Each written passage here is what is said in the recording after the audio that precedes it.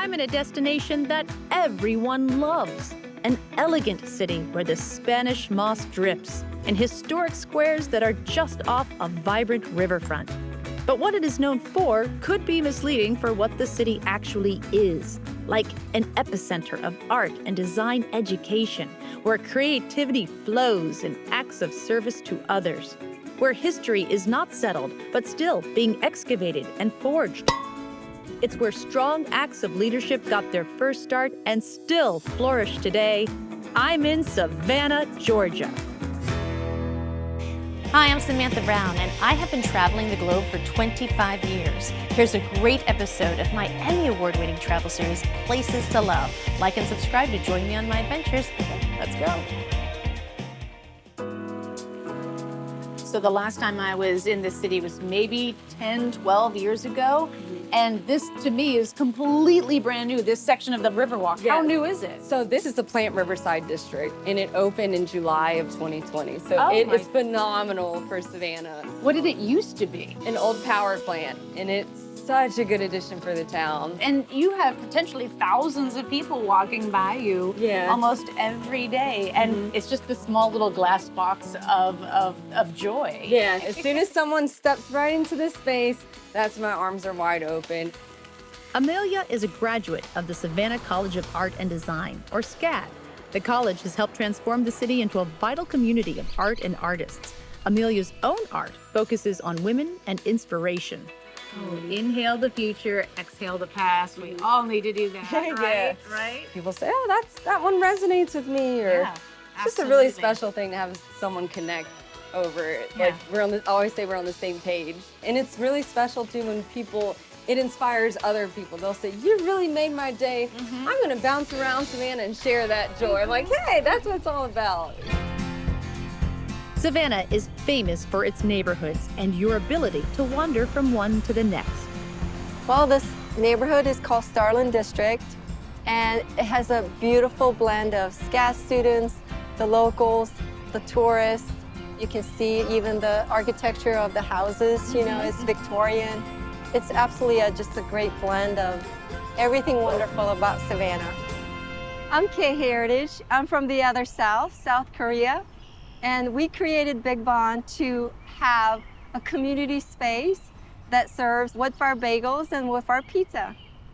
So I'm sure you've gotten this before because you've got a good Jewish community here in Savannah. Yeah. What's a nice girl from South Korea? What does she know about making a good ethnic Jewish bagel? Right? Did you get any kind of blowback from Oh that? yeah, all the time. Like what? South Korean making bagels? They just couldn't, comprehend. But I had no idea how hard making bagels was. So why did you go with the bagel then? Because we didn't have it in Savannah. We didn't have wood-fired bagels. So these bagels are Montreal inspired. So Montreal bagels, they're hand-rolled, wood-fired. It's not like the New York bagel, which is a little Correct. more dough, Yeah, but yeah. these are thinner. And when I saw the video for the first time, I'm like, oh my gosh, we've got to bring that to Savannah. Yeah. Whenever I talk to people who are in the food business, whether they're restaurant owners or chefs, they always talk about the fact that their ingredients are the key to their success. Yeah. But you really feel like your success begins with your employees. Oh, yeah, absolutely. You actually open your books to them so they We can see do. what it means Yeah. to own a business, run it, see the profits coming and going, so they have a greater knowledge. They're just figuring things out. And I was figuring things out too. And I thought, if I can just share a little bit what I'm learning as I go, whether it's a business or life skills, how to communicate with each other a little bit better, how to have a little bit more respect for each other. If we can just instill that a little bit, to these young people, that everything is about relationship, I think they'll do better, make the world a little brighter place. Travelers will say Savannah is a great walking city, but locals Now is the time for you to show what you've got. say it's a great running city. 3, 2, and go, everybody, run! Go get that mile! Go earn that beer! I'm joining the Service Brewing Run Club, which meets every Thursday and welcomes those travelers as well as locals. Craft breweries embed themselves in the community, and a great way for us to bring the community to the brewery is by establishing a run club. I'm Kevin Ryan. I graduated from West Point, served in the Army for 8 years, commanded 2 companies in Iraq in 2003, 2004. And after I came home, found my way into craft beer. Our mission with craft beer is to give back to those who serve their country and community first. People took care of me while I was in the service, and now I get to give back to those who served through our beer.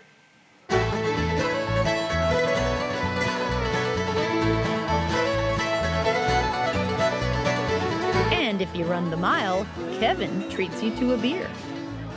Service Brewing started only 10 years ago when Kevin's partner in life, Meredith, gave him a home brewing kit on Valentine's Day. 2 years later, they founded the brewery together. One thing I have found in talking to a lot of people like you is it's never about the beer. It's about what that beer does in terms of increasing a community. And what you do is so unique as well. Absolutely, yeah. So a portion of every pint we sell is going to a charity that we're focused on at that time. We've done dog rescue charities, we've done veteran-owned farms. You've got a pint of beer here, so you just donated $1 to charity. Nice. Everything that's in this tap room is an homage to my military service and others' military service. So Meredith listened to the stories that I told her about my military experiences and put them into representations that are humble but recognized. The walls up here are parachutes because I was in an airborne unit in Alaska. The containers, I lived in a 20-foot container in Iraq for 7 months, so we decided that she wanted to have the beer come out of the containers. She commissioned 22 artists to make patriotic-themed tap handles for us, and so that is our tap handle project. All unique, one-of-a-kind pieces of art that honor people's service, but also honor our artists and their commitment to the military as well.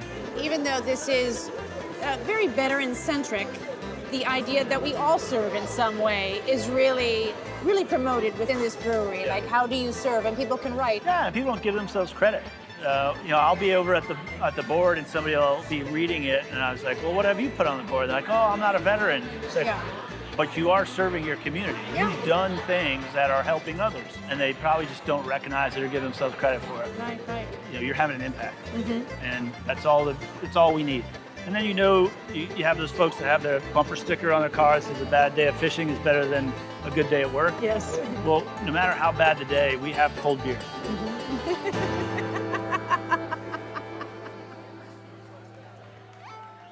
My name is Rabbi Robert Haas, and I am the 14th spiritual leader in the history of Congregation Mikveh Israel. We're the 3rd oldest synagogue in America, having been founded in 1733, and we're also the 2nd oldest house of worship of any religion in the great state of Georgia. 75% of my household believe we're the best synagogue in all of America. My 2-year-old son is a holdout right now. The largest group of Jewish immigrants to the New World, to the colonies, came here to Savannah. By far the largest. I mean, we think they'd heard about what was going on with Oglethorpe. Okay. He was very open to different people of different religions, very open to people basically of everything. They received 100% full rights. From the moment they got here, Jews have always had full rights in Georgia, which is almost unheard of. Right. And really quite remarkable that even after Oglethorpe was no longer here, and after he died, these kind of rights still remained. How many people know this history when they walk through your doors to get I mean, this is absolutely unknown. I feel in my world, in the history that I've learned, that there was this group of immigrants just against all odds got here at a time that was just perfect. The idea that there were more Jews in Savannah, Georgia than New York is really not even a thought in their mind. They can't even imagine that. I mean, there were more Jews in the South than the North until probably the 1840s. So this congregation is founded close to 300 years ago, and this room really represents the treasures of those 300 years. Most importantly, this one. This is the first Torah scroll to come to America. It was brought here in 1733 on the boat with the first Jews. It was already old, so we think the congregation that owned it, Bevis Marks in England, sent their oldest Torah scroll, not believing that 300 years later we keep it. Because when you stop reading the Torah scroll because it's got damage, you bury it like you bury a person. It's like the soul has left it. Oh, But of course here they didn't have any other ones, so they kept it. And then 4 years later they sent another Torah scroll, their other old one, so we have two 15th century scrolls. Wow.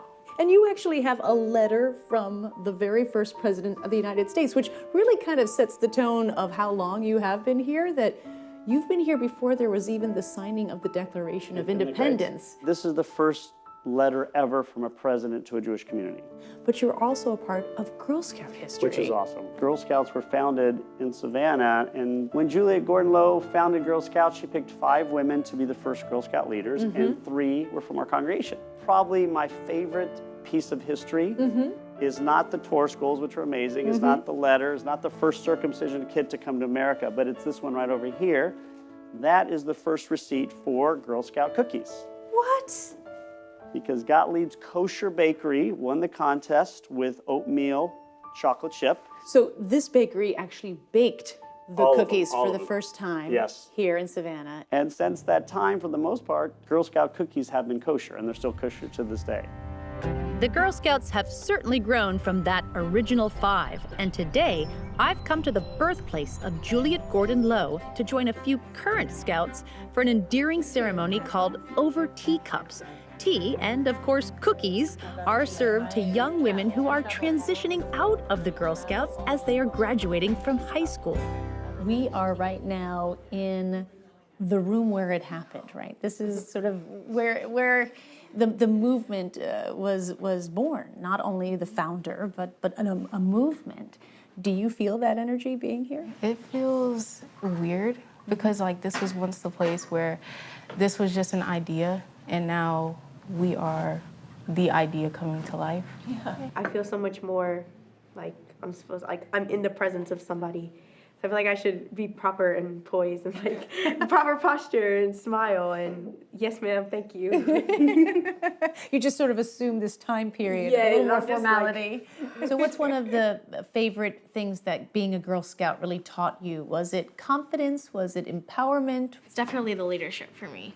I gained a lot more confidence and I got a lot more courage to, speak out and help out around like all the things we do in our troop. It's more fun to talk to people when you have more confidence in yourself and you can show your personality more. I like that. Being a Girl Scout, you have to ask people to get the cookies right. So you can't just like look at them and hope they just come and buy for you. You have to talk to them and you have to talk to the people in your troop so you can make friendships and like, yeah, just socialize in general.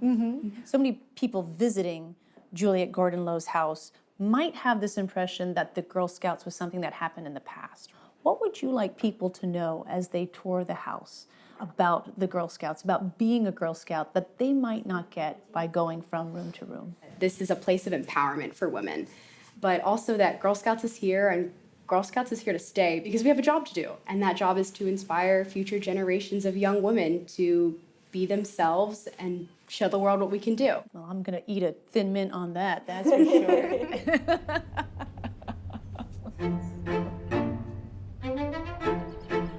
Every visitor to Savannah loves to just walk the streets, admire the homes, imagine which home we would buy if we could live in one of these homes.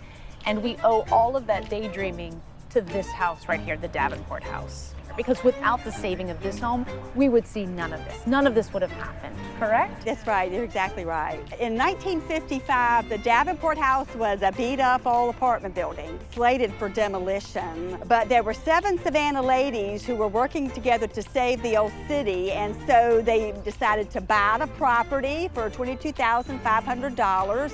They took up a collection amongst their friends and neighbors. They formed Historic Savannah Foundation in 1955. The saving of this house began the first effort of the organized preservation movement. It's now a museum where you can get a clear idea of what it was like for some people to live in 19th century Savannah. But you also can't help remembering that Isaiah Davenport originally built it in the antebellum South and how he had it built. I would say that every house built before the Civil War was built with African American labor and with black hands. This city is all about those craftsmen, Davenport, but also the enslaved workers, as well as free people of color that were skilled builders. Currently, the museum centers on the upstairs living spaces, but downstairs, a new exhibit is being created that will allow the Davenport to broaden their history telling. Well, this is a revelation to us. This was our gift shop and office space for 50 years. In the past few months, we've taken out the false walls to reveal the history that we didn't know about. And so this area is going to talk about primarily the people who lived here, the 13 enslaved workers of Isaiah Davenport. We have a hearth. We never knew where the cooking hearth was. You never knew this was here? No, it's behind a bookshelf for years and years and years. And so we've also got another part of this above ground basement where we can talk about life when people, the enslaved household, were teaching their children how to survive in the enslaved institution, as well as spirituality and things that were beyond their enslaved labor. I love it. And the way that you're sort of excavating the walls, you're excavating a history and letting that come to life once again. It gives us lots of opportunities to tell a richer and fuller story about this house and about the city. You may have heard of Pinpoint Oysters, but you may not realize that Pinpoint is an actual place just south of Savannah, and that's where the oysters were harvested and processed. Those facilities have recently been transformed into a museum, which also highlights the vibrant Gullah Geechee community, whose emancipated ancestors from nearby barrier islands founded Pinpoint in 1896. My name is Gail Smith, and I'm a historical interpreter at the Pinpoint Heritage Museum. My great-great-grandfather was one of the original founders of the Pinpoint community. I still live here today. So they're newly emancipated, and they live just over there, but they settle here. Why did they choose this spot? You know, I believe it was a revelation. The old folks believed that God chose this land especially for them, and they also believed that this land was made for them because the only way you could have gotten to these properties were by boat, okay? And they believed that water is soothing and it's supposed to relax you and calm you. So they believe that all that intertwined with them having this particular property. Well, they were very smart. I mean, this is a beautiful spot. It is beautiful. And I would imagine being isolated was something you'd want to be at that time after surviving what they did. And that protection really allowed this culture to thrive to the point where now we can experience it ourselves. Is it hard to have a museum like this that sort of puts your culture out there and you have visitors who kind of come in and have no idea what even Gullah means? It took us a while to warm up to it. Of course. Now people are coming down that road and they're from all over the world. They are so excited about Gullah Geechee people and how self-sustaining we are and were for so many years and not relying on the outside world for little or nothing. Now, in this room, there would be 4 tables set up in this area, and the ladies would clean the crab, and they would then start picking the crab. And they would pick crabs in the spring and the summer, oysters in the winter months. But in this building, you could have anywhere from 30 to 40 people working in here, women working at one time. Wow. Every single woman that worked in here was Gullah Geechee women. You see some of the pictures that are on the walls. The ladies would sit there all day singing gospel songs and picking crabs in this room right here. The men would build the boats, and they call them bateaux, which is just a French word for boat. Flat bottom. Flat bottom boat. But we had a couple of men in Pinpoint that actually knit the crab nets, okay? They started off with the crab nets, and then later on they went to the crab trap. My name is Isaac Martin Jr., and I am called the Net Man. Right now, it'll take me almost 30 minutes to knit a crab net, maybe 20 to 30 minutes. But during the young days, I could knit in about 15 minutes. I love it here. I've been here 74 years. I don't want to go nowhere else.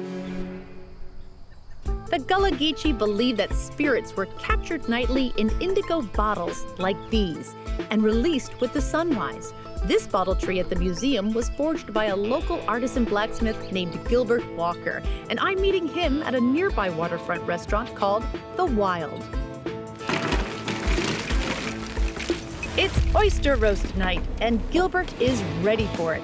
He's brought his portable forge with him, and he's showing me how he makes his signature cobra-shaped oyster shuckers from iron railroad spikes. For Gilbert, this work is personal. I look at it as part of my DNA. I was born and raised here in the South amongst the Gullah Geechee people, and I used to ride horses with the City of Savannah Police Department. You were a mounted police officer. I was a mounted police officer. Wow. So you're our favorite police officers. Everyone loves That's right. Oh, the kids everyone love loves a police officer on a horse. the kids love me. What did you learn about your ancestry, your ancestors, and blacksmithing? Even though I'm a historian, by choice, I started thinking about the enslaved. Started thinking about the enslaved Africans that were imported here for that skill level. The heritage itself is very important for me. The culture itself, the endurance of the Africans, to last and still show their skill levels. It's very important to me that I participate in things like this just for history's sake, if anything happens. There they come. Wow. All right, I have no idea what to do. Okay, ride them on down. There's no rhyme or reason, just go for it. Just go for it, yeah.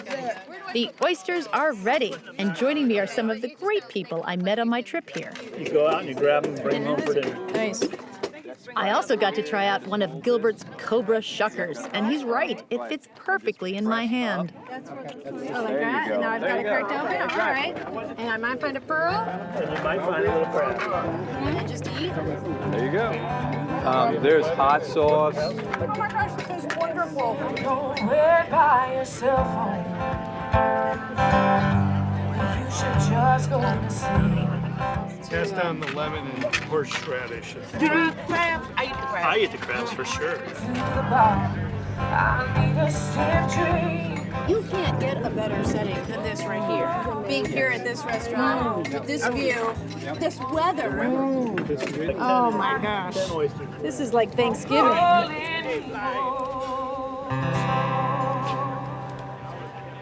And so when you come to Savannah, you're going to find beauty everywhere. I mean, the trees are beautiful, the architecture is beautiful, there's so much to do. I've even heard they may even sell alcohol somewhere in town. Not sure, but I think so. And of course, people love to come here because it's a very walkable city. These squares are like a green necklace throughout the landmark district. They're quite pleasant and on a human scale. It's always moving with creativity, and it's fascinating. People from all over the world, just the different things that people are talented with. It's inspiring on its own. We want to show the talents. We want to get back the dignity of these people because before they were enslaved, they were family members. People who had everyday lives just like anybody else. But, it's an incredible place because it's so welcoming, and it has been. And my wife has been very supportive. She said, you know what, if you want to move to another place, that's wonderful. Just come and visit me and the kids here whenever you want. When we interact with courage and leadership from all ages, when we enjoy strong communities built on creativity, when our connection with the past is through the passion of people today, that is when we share a love of travel. And that's why Savannah, Georgia is a place to love. Hey, thanks for watching this episode of Places to Love. What was your favorite scene? Be sure to leave a comment. Now, for a full itinerary of this episode, click here. It is a great travel planning tool. And here, if you want to watch more full episodes. And of course, subscribe to my channel to see new episodes as they are released. Hope to see you out there.